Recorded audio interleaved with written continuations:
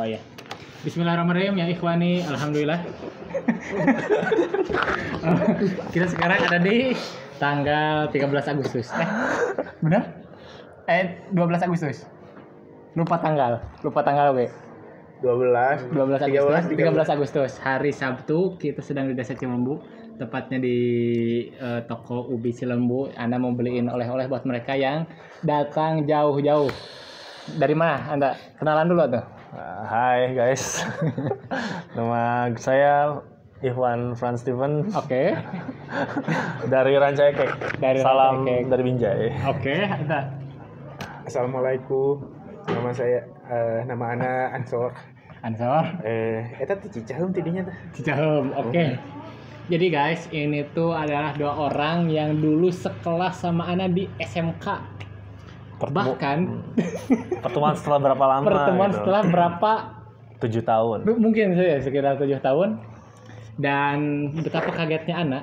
Dulu kami berpisah dalam keadaan dia belum nge-vape. Sekarang dia dengan tanpa malu nge-vape di depan Ana. Oke, gini. Pertama dulu. Ifrans nih suka kajian bareng sama Ana. Lu jangan dari gua rendah dari atas ke rendah. Gak apa-apa. Dulu waktu SMK ada, jadi dinaikin dulu. Kisahnya dulu Ana tuh sama Badungnya seperti anak-anak SMK biasa. Yang mungkin ninggalin sholat dan lain sebagainya. Terus ceritanya hijrah, sholat 5 waktu dijaga dan bahkan ikut kajian-kajian.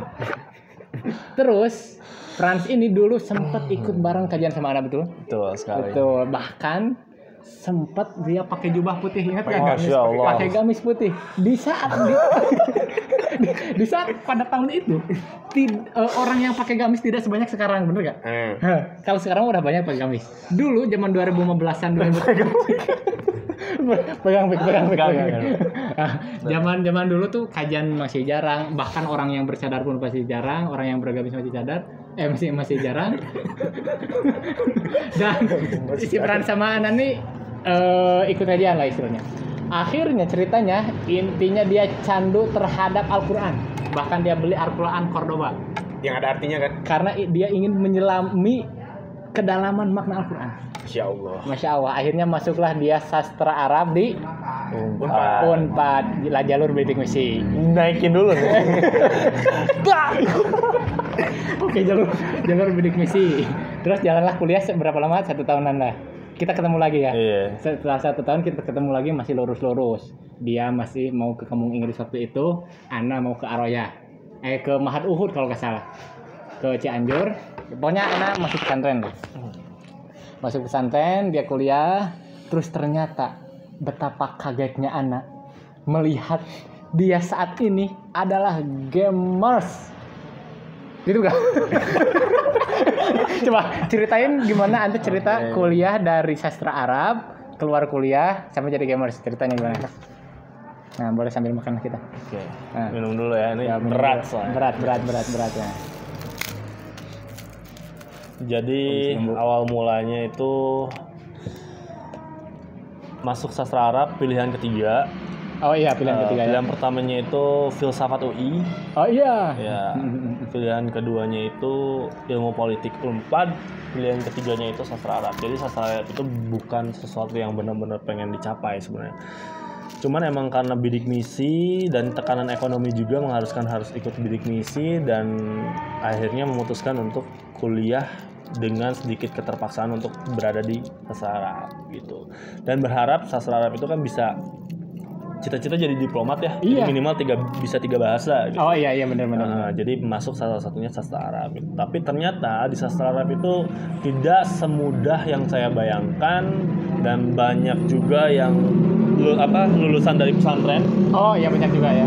Jadi cukup merasakan ketertinggalan yang begitu jauh. Oh benar. Nah itu yang membuat kayak agak mental down juga, dan berusaha untuk mencoba tapi tetap nggak bisa. Di ujung cerita sempat nggak masuk sampai 2 bulan, dan akhirnya memutuskan untuk pengen pindah jurusan ke ketulisan, dan dibantu. Tapi setelah dibantu sampai pindah jurusan, sampai sudah ngobrol sana sini, tapi ujungnya bisa pindah cuman harus membayar SPP dan membayar uang kuliah selama di ilmu politik di Unpad itu.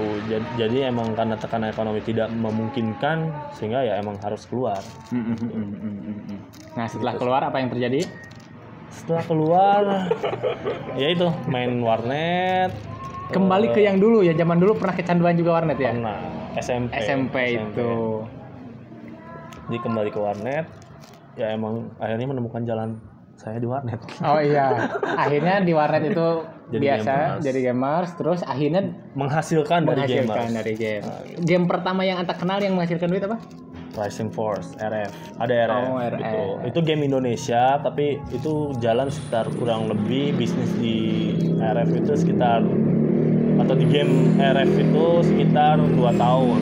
Nah setelah dari RF nemuin jalan game luar negeri, terus menghasilkan uang lewat dolar kan. Oh iya. Nah, jadi penghasilannya lebih sehingga sampai sekarang ya alhamdulillah bisa mempekerjakan lumayan banyak orang sekarang. Sekarang berapa? Sekitar 10 ada? Lebih? Orang? Ya, orang 21. yang 21. Iya. Nah, jadi kawan-kawan ini Frans ini dulu pernah jadi pelajar terbaik kan? Waduh. SMK. Pelajar apa? Oh, iya, se-Indonesia kan? Pelajar terbaik se-Indonesia. Dan Frans ini orang siswa paling terkenal se-SMK. Keduanya anak. Bener gak? Bener gak? Iya. Frans bisa. paling Bukan terkenal, lebih ke pusat perhatian pusat guru-guru. perhatian. Bener. Meresahkan. Pusat perhatian guru-guru. Tapi kalau Ana memang lumayan terkenal juga dulu, dan Ana kemarin berkunjung ke salah satu guru kita, guru agama. Bahwasanya Ana tuh pas di rapat kelulusan, waktu 2015 kita lulus tuh, Ana di rapat kelulusan, cuma Ana nama yang disebut terancam tidak lulus. Gua enggak. Ana enggak. Ana tuh bener-bener terancam banget, tapi perjuangan guru-guru agama kita, Ana lulus akhirnya. Gara semua guru agama. Enggak, ya Pak, itu aja yang Sama kita guru. tahu, yang kita tahu aja. Oh. Yang pro Yang apa ngajar. Ngomongnya tuh? Hah? Kapan ngomongnya? Itu mungkin tahun ini. Ana baru berkunjung ke beliau tuh tahun ini. Ngobrol Ngobrol di rumahnya. Baru keungkap gitu ternyata. kayak Baru gitu. keungkap gitu ternyata. Jadi bener-bener Ana tuh ya itulah waktu SMK. Nah, Ana lihat Antani dulu tuh di ilmu keduniaan lumayan unggul. Bener gak? Di ilmu keduniaan nih. Ilmu agama dulu bersemangat sama Ana. Nah, terus sampai ada cita-cita jadi diplomat atau masuk ilmu politik. Nah, kok bisa belok? Mungkin bukan karena pindah jurusan atau jurusan yang gak cocok. Kenapa bisa sampai kan awalnya warnet itu kan Anta gak mencari duit di warnet awalnya. Iya. Tapi kok bisa langsung larinya ke warnet? Iya karena itu biasanya emang kalau anak atau saya nih, saya aja. Ya, saya boleh. Ya biasanya saya kalau emang lagi masa-masa depresi jatuhnya ke hal-hal yang ini membuat happy aja. Oh iya. Kan kalau misalnya ada yang ke obat-obatan mungkin. Oh iya, benar. Gue jatuhnya ke warnet. Jadi bisa dibilang saat keluar kuliah itu karena nggak bisa ngikutin, keluar depresi. Depresi akhirnya lari ke warnet. Nah, dan yang Ana menarik juga zaman dulu tuh, Frans itu suka Ustadz Felix Xiao. Bener gak? Zaman dulu suka Ustadz Felix Xiao. Karena memang Ustadz Felix Xiao juga dalam menjelaskan ketuhanan itu sangat logis sekali. Nah, sekarang masih ada gak sisa-sisa rasa cinta kepada agama, kepada Islam, sisa pengen mengkaji lebih dalam, masih ada gak itu? Sekarang ada, cuman emang perlu keyakinan lebih aja untuk bawa apa ya, segala sesuatu yang apa istilahnya, yang ini kayak misalkan gue kan tipikal orang yang logis. Logis. Yang bakal percaya banget kalau ini benar-benar real gitu ibaratnya. Jadi emang perlu kajian-kajian lebih aja gitu. Maksudnya masih banyak banget bukan pemahaman sih, lebih tepatnya kayak pertanyaan filsafat yang masih ada di otak sehingga membuat kayak masih belum begitu percaya ke Tuhan. Bukan. Apa? Anjir. Bukan gitu. Ini ibu gua nonton coy. Oh iya, ibunya nonton mungkin. Bukan, lebih ke meyakinkan diri lagi bahwa gimana ya, bahwa untuk saat ini bahwa apa yang diyakini Islam itu adalah sesuatu yang benar-benar harus diyakini gitu, ngerti nggak? Gitu. Tapi untuk sekarang dari seluruh agama ya paling yakin ya Islam untuk saat ini. Nah, ada beberapa.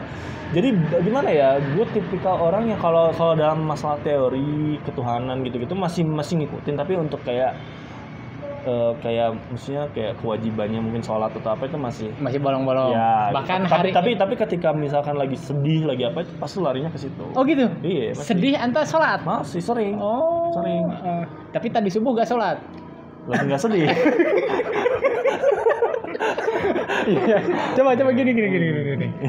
Nah, dulu kan anta pernah gak ninggalin sholat selama lama dong kan? Pernah gak ninggalin sholat? Wah ya. Jadi sholat gak tahu bolong sendiri, kan? lumayan lama kan? Sampai di posisi kita, ayolah 2 masjid, minggu kan? kita ke masjid beda-beda, nginep di situ. Gitu, nah kan? itu. Kan sampai segitu, coba kan? ingetkah rasa-rasa itu gitu? Jadi ingat. apakah dari nafasnya beda. Nafas hidayah gitu kan. Terus anta pernah gak dalam suatu hal ini nanti dikat ya sebagian ya. boleh gitu. Pada suatu fase anta nginget gue ini di dunia itu gak lama. Tapi makan dulu. Enggak, biar tahu penonton ada orang di sini. Nah, gitu. Suatu fase di mana anta mikir gue ini di dunia ini sebentar aja. Ada begitu atau misalnya nikmatin aja dulu gimana gitu. Jangan dikopekin ini. Lu tanya dia dulu dong. Anta dulu. Jadi maksudnya Orang narasumbernya dia. gimana ya gue jelasinnya? Gimana? Jadi banyak banget pemahaman sehingga kayak ya udah yang penting kita benar aja, terus nggak merugikan orang lain. Oh itu. Ya maksudnya lakuin aja yang harus dilakuin sekarang aja gitu. Cuman bukan berarti meninggalkan, tapi tapi cuman masih kayak dalam keadaan banyak pemikiran inilah yang tercipta di otak sendiri gitu, sehingga ya gitulah masih banyak pertanyaan-pertanyaan aja. Oke. Mungkin dia udah banyak ngomong, sekarang kita pindah ke Ade dulu. Jadi Ade nih ikut jalur bidik misi juga nih, atau mandiri? Bidik misi. Bidik misi sastra Prancis di UPI. Pendidikan bahasa. Pendidikan bahasa Prancis di UPI. Dulu kita terakhir ketemu, Ana nginep di kosannya. Dan bahkan Ana terakhir tuh nanya, "Dek, masih sholat?" Dulu tuh dia bilang, "Masih, walaupun subuhnya jam 7." Iya gitu. Tapi pas anaknya terakhir katanya ketularan sama si Frans, jadi bolong-bolong. Serius tuh? Wah, Kagak ya. Canda. Cuman ya mirip-mirip sama si Frans. Nah, itu dari kapan dia mulai bolong tuh? Mulai bolong? Mulai bolong sholat tuh. Kayaknya dari pas kemarin ketemu kan, terakhir ketemu. Itu tuh mulai bolong-bolongnya itu makin banyak. Oh, nah, ketemu siapa sekarang? Itu mana dulu terakhir? Terakhir sama dia kan di Geger Kalong. Jadi dia membawa dampak buruk gitu. setelah lepas jauh dari dia makin bolong. Terus. Habis itu sampai sekarang ya lebih bolong. Lebih bolong.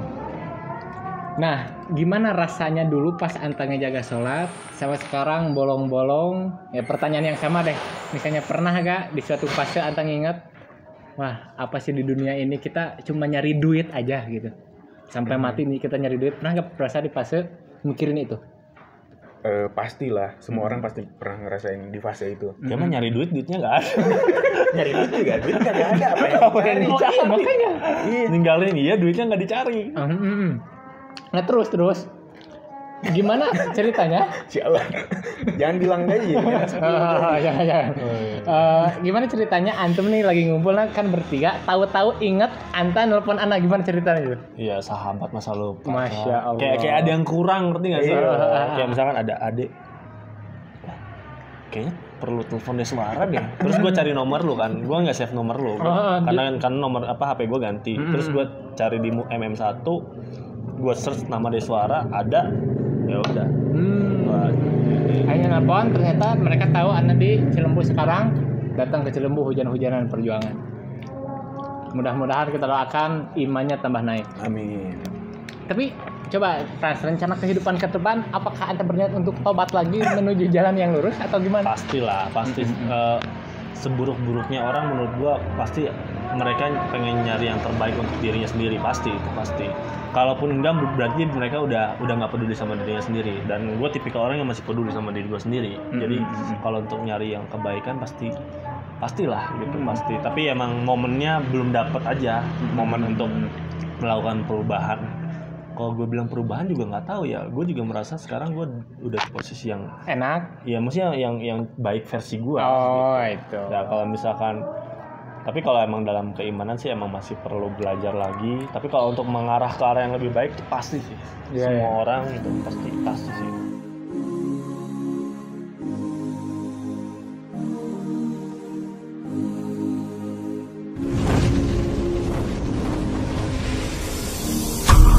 بين الرجا والخوف قلبي طال